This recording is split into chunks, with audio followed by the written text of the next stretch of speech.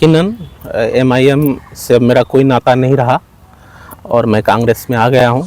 और बातें वही है, नेता मैं कल भी नहीं था, नेता मैं आज भी नहीं हूं, कार्यकर्ता कल भी था, कार्यकर्ता आज भी हूं। आज मुझे कांग्रेस द्वारा एक पद भी दिया गया है। संतोष चौधरी जी एमआईएम के पूर्व नेता और कांग्रेस के वर्तमान नेता हो गए आप, सदस्यता लिया है आपने, क्या कहना चाहिए? इसी से शुरुआत की जाए।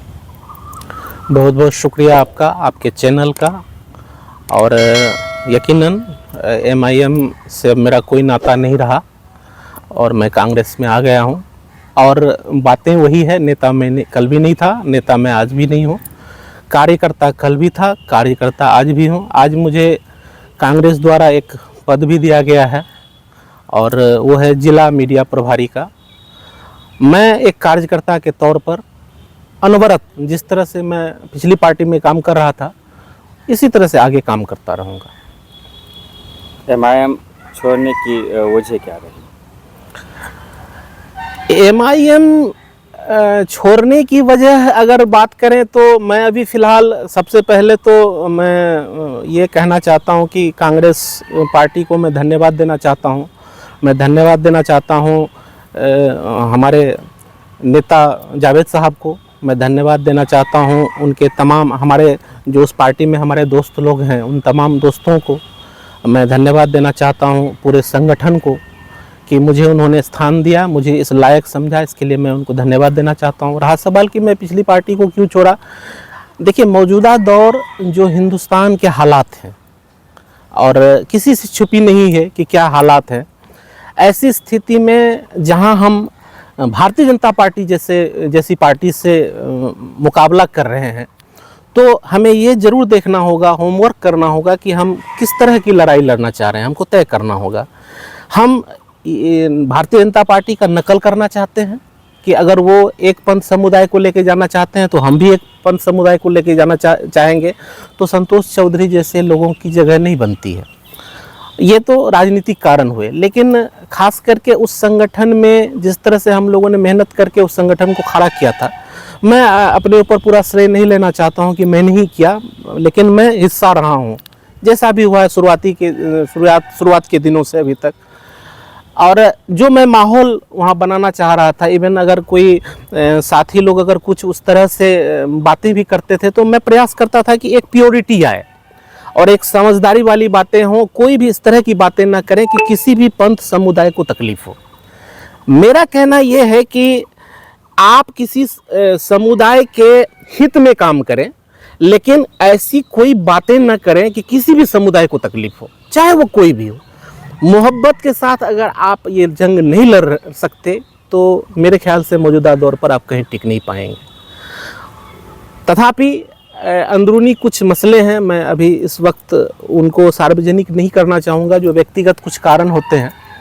और अभी मैं पार्टी ज्वाइन किया हूँ और फेसबुक सोशल मीडिया वगैरह में कमेंट पढ़ रहा हूँ मैं, जब टाइम मिल रहा है तो कोई बोल रहे हैं कि कमाई नहीं हो रही थी इसलिए चले गए और कुछ। तो मैं कहना चाह रहा हूँ कि मैंने 7 वर्ष संगठन को दिया है, 7 वर्ष तक मैं रहा, और जो मेरे पहले नेता रह चुके हैं या उस संगठन के कोई भी जिम्मेवार हैं, वो आकर के मुझे कह दें कि कभी उन्होंने मुझे 2 रुपया दिया है या मैंने चाहा है, ये कहेंगे कि उन्होंने नहीं दिया, मैंने नहीं मांगा इसलिए मैं चला गया। नहीं, मैं संगठन को जिस हिसाब से चाह रहा था कि वो संगठन मजबूत हो, उस तरह से नहीं करने दिया गया। कार्यकर्ताओं को तरजीह नहीं दी जाती है, नेतृत्व का बड़ा अभाव है और परिवारजनों पर विश्वास किया जा रहा है, कार्यकर्ताओं पर कोई भरोसा नहीं है साहब।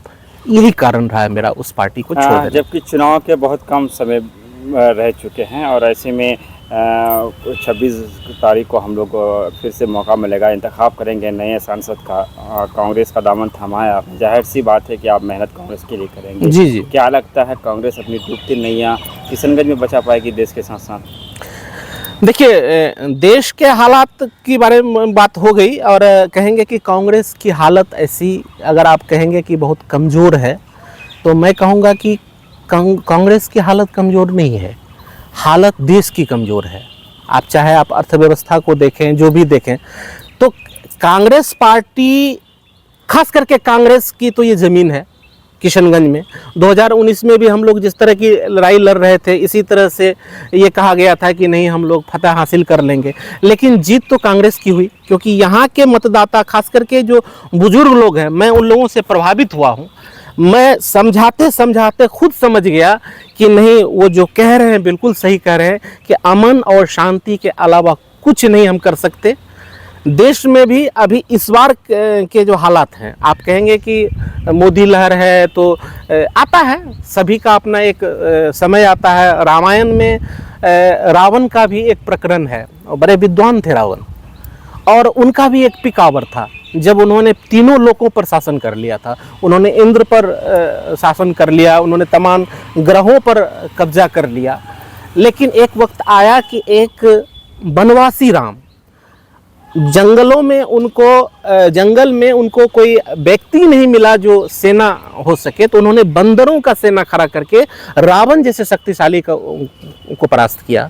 तो अभी देश में आप देखेंगे कि आने वाले समय में कांग्रेस बहुत मजबूत हुई है, और आने वाले समय में माननीय राहुल गांधी के नेतृत्व में आपको परिवर्तन दिखेगा, और निश्चित रूपेण हम लोग भारतीय जनता पार्टी को हरा पाएंगे। वोटों के बिखराव की बात की जा रही है कि दो पार्टियां जब बराबर वोट में लाएंगे तो फिर तीसरे को जीतने का चांस बढ़ जाता है। इस कहाँ बराबर वोट आने वाली है? आप अगर कहेंगे बराबर आने वाली रहती तो संतोष चौधरी यहाँ क्यों आया? संतोष चौधरी को शिकायत ही उस संगठन से यही है कि आप बराबरी पर नहीं आ पा रहे हैं, क्योंकि आपका जो चलने का तरीका है वो नहीं है। लेकिन संतोष चौधरी के वोटों की गिनती तो कहीं और हो रही है। संतोष चौधरी की वोटों की गिनती करनी ही नहीं है। संतोष चौधरी के वोट कर देने से किशनगंज के सीट का फैसला नहीं हो जाएगा।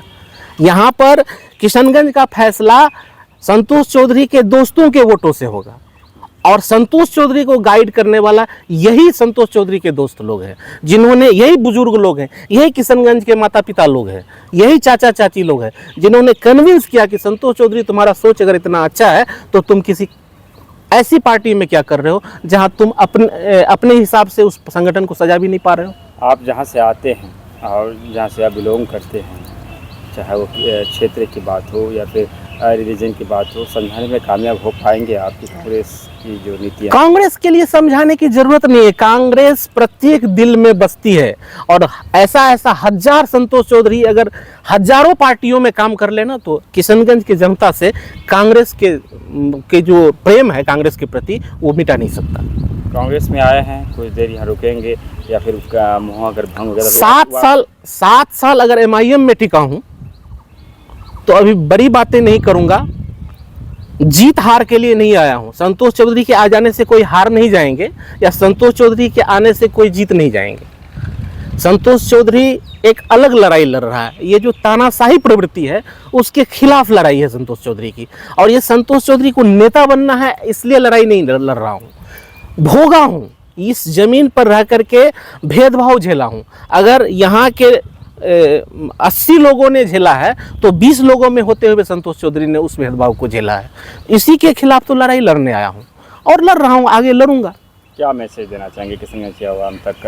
हाथ जोड़कर अपने तमाम भाई बंधुओं को, अपने माता पिता को, अपने तमाम लोगों को कहना चाहूँगा कि कांग्रेस के अलावा अपने पास मौजूदा समय में कोई ऐसा नहीं है जो इस तानाशाही शासन के खिलाफ खड़ा हो सके या आंख में आंख लड़कर। देखिए, बातें कर देना, डायलॉग डिलीवरी अलग चीज़ होती है, लेकिन जो काम है, जावेद साहब के बारे में बहुत अफवाहें फैला दी गई कि ऐसे हैं वैसे हैं, बोल नहीं पाते हैं, लेकिन अगर काम का लिस्ट में देखा ना, मेरी आंखें फट गई किस तरह से काम हुआ है।